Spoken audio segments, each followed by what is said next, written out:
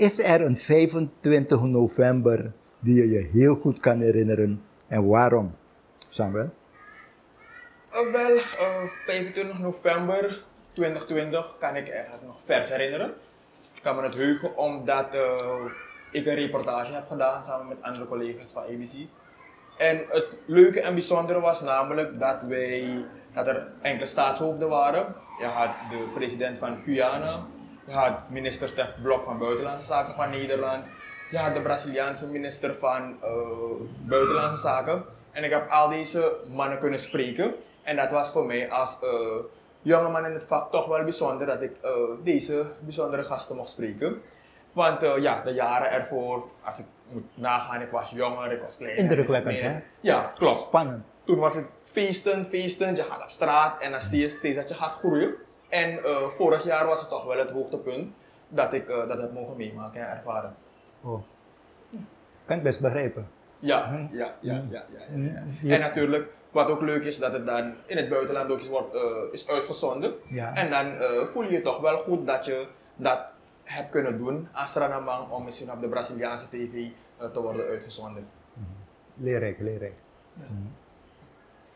Ik zal nog wel dit ook. De leerling maakt de meester. De leerling maakt de meester. Yes, sir. Wat kunt u ons vertellen over de leerling maakt de meester?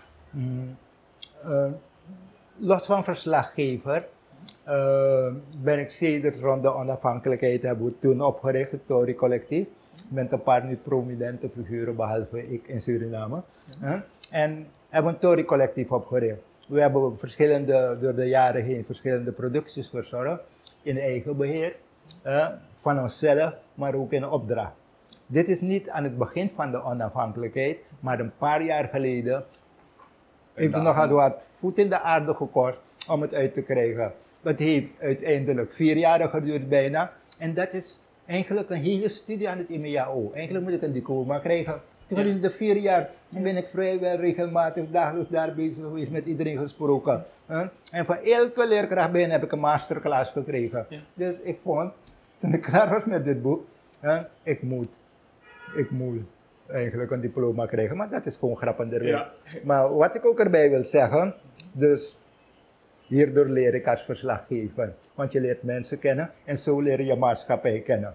Wanneer iemand een verhaal of je een leugen vertelt, moet je aan kunnen voelen, kunnen weten, naar de manier hoe hij kijkt aan zijn lichaamstaal, als hij je bedriegt en bedondert. En door bezig te zijn met de mensen, door dit soort werk te doen, dan vorm je je algemene ontwikkeling, je eigen kennis en dan komt je verslaggeving, je communicatievermogen ten goede volgens mij, Sam.